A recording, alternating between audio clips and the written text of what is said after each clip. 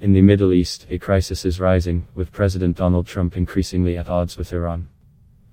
In Washington, the looming Senate's impeachment trial could soon command the national spotlight. And in Iowa, the race is wide open. Polls show a tightly bunched top tier ahead of the February 3 caucuses, with Vermont Sen. Bernie Sanders, Massachusetts Sen. Elizabeth Warren, former South Bend, Indiana, Mayor Pete Buttigieg and former Vice President Joe Biden, all with real shots at victory. That makes Tuesday night's debate, which will have the smallest number of candidates on stage to date, a high-risk, high-reward affair, with each candidate forced to weigh whether they want or need the sorts of direct confrontations a smaller six-person stage could bring. The debate also includes two candidates still vying for a breakout, Minnesota Sen. Amy Klobuchar, whose hopes hinge on a stronger-than-expected performance in Iowa, and billionaire investor Tom Steyer, who qualified for the debate on the strength of his polling in Nevada and South Carolina, the third and fourth states to vote. In those states, television ads aired by Steyer's campaign and former New York City Mayor Michael Bloomberg have dominated the airwaves. Bloomberg will not be on stage Tuesday. Here are 9 things to watch Tuesday night in Des Moines. Sanders and Warren fight breaks out the months-long, unspoken pact between the field's two most progressive candidates, Sanders and Warren, finally appears to have broken. On Monday, CNN reported that in a 2018 meeting between the two, Sanders told Warren he believed a woman could not win the presidency, according to 4 sources. Sanders disputed the account. It is ludicrous to believe that at the same meeting where Elizabeth Warren told me she was going to run for president, I would tell her that a woman couldn't win, Sanders said in a statement to CNN, but on Monday evening, Warren released a statement backing up the source's characterization of the meeting. I thought a woman could win, he disagreed, she said. It's no surprise that the two would eventually be at odds. Sanders has increasingly consolidated the party's left wing, while Warren is a favorite of college-educated liberals.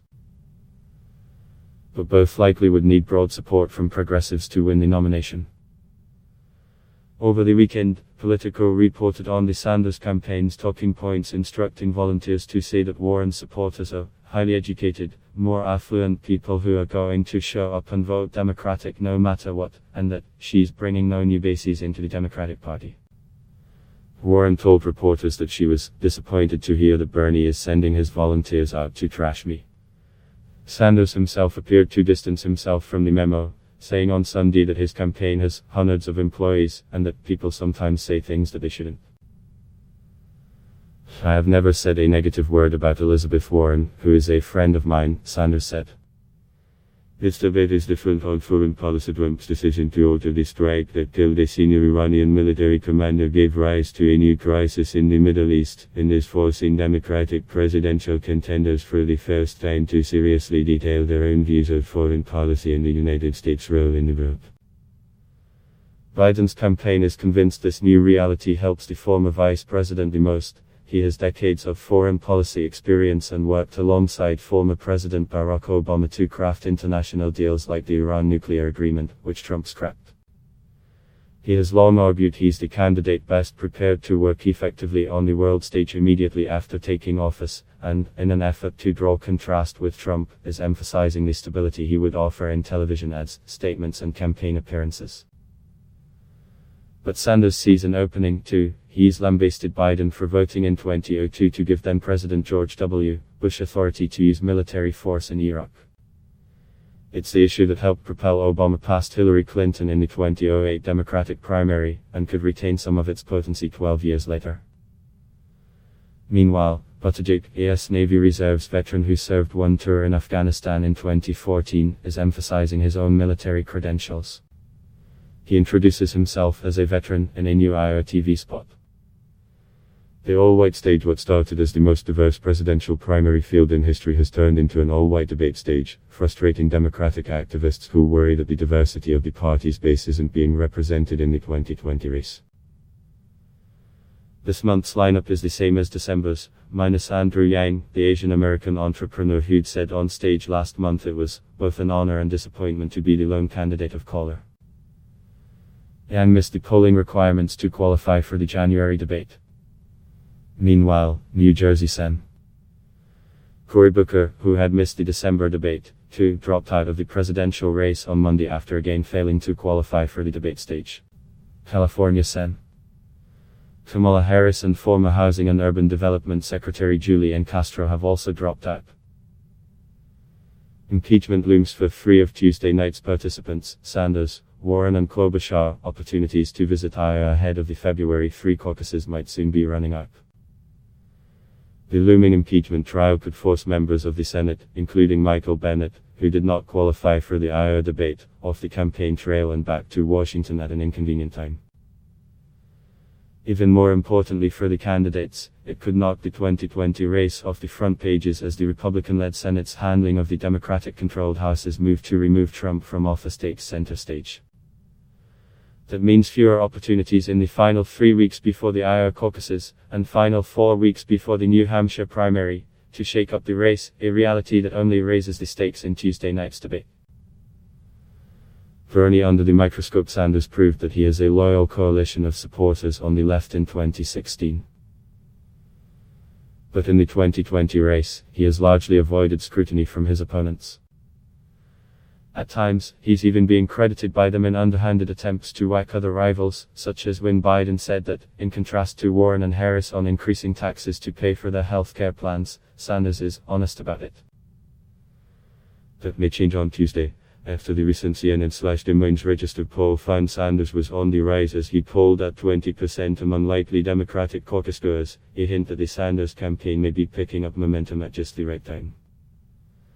Sanders' campaign has grown feistier in the weeks leading into this debate, too, especially in taking on Biden on foreign policy and his vote for the North American Free Trade Agreement. Sanders was believed to have a high floor in Iowa, meaning that he came into the contest with a core group of supporters, largely from last cycle, who were devoted to him and unlikely to move to another candidate. What the CNN poll and on-the-ground reporting have shown, though, is that his support may be expanding beyond the base as the February 3 caucuses approach. That dynamic may also lead candidates like Buttigieg and Biden, both of whom have stark ideological differences with the senator and high hopes in Iowa, to take him on at Tuesday night's contest, a dynamic that could be helped by the fact that there will only be 6 candidates on the stage. Buttigieg needs to stop his Iowa slide. Buttigieg's high point in Iowa came in early November when a CNN/Des Moines Register poll found him in the lead. 25% of likely Democratic caucus goers supported his once long-shot presidential campaign. And for nearly 2 months, Buttigieg rode the poll and the belief it created among voters, pundits and activists that he was among the frontrunners in Iowa as he crisscrossed the state. Then, on Friday, the latest CNN/Des Moines Register poll found Buttigieg had slipped 9 percentage points to 16%, solidly in the middle of a 4-person top tier with Biden, Warren and Sanders. This debate is Buttigieg's last chance to stop that slide and deliver a debate performance that reminds voters in Iowa why they had gravitated toward him. Buttigieg took a healthy amount of incoming attacks at last month's debate in Los Angeles, on his experience, his reliance on big donors and a host of positions he holds, and everything points to the same happening on Tuesday night. How the mayor handles those attacks could go a long way to defining his Iowa campaign. But, for Buttigieg in particular, the impact may be broader. Buttigieg, arguably more than any other candidate in the top tier, needs a strong finish in either Iowa or New Hampshire to propel him past the first 2 states. A falter in this debate could prove disastrous. Can tonight be different for Klobuchar? Klobuchar, in particular, needs a breakout night.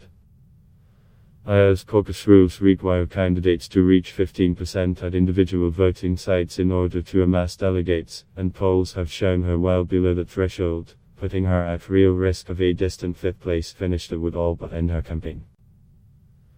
Klobuchar has performed well in debates previously, but has so far struggled to use those performances to launch her candidacy into the top tier of Democratic candidates in Iowa.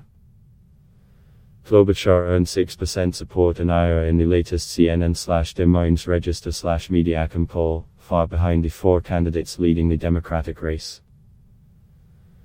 Undecided Iowa Barbara Wells, a 62-year-old social worker from Des Moines, had a busy day on Sunday. She woke up and drove straight to a Warren event in Marshalltown, then took in a Klobuchar town hall in Perry and ended her day with a Buttigieg town hall back in Des Moines. Wells remains undecided, like many voters here in Iowa. That fluidity means that while polls show a tight race between Sanders, Warren, Buttigieg and Biden, the next 3 weeks could bring wild swings in support as Iowans like Wells begin to make their final decision. "We circled around and I watched no football today," Wells joked as she waited for Buttigieg to speak. "The one thing that really impresses me about Amy is she talks about how she worked with this person to get this done and this person to get that done. And so that's where I think she really has a lot of experience that causes me to give Pete a second look," Wells said. Campaigns are well aware of voters like Wells, the people who have a list of 3 candidates they are willing to support and likely won't decide on who until days before the caucus. Tuesday night's debate will be a key moment for these voters, too, and the best chance for a candidate to move up in the top 3 list or eliminate other candidates from a voters list. Tom Steyer will also be on side of billionaire former hedge fund manager who has spent more than $100 million on television ads was underwhelming in the last debate, largely drowned out by the more experienced debaters on stage.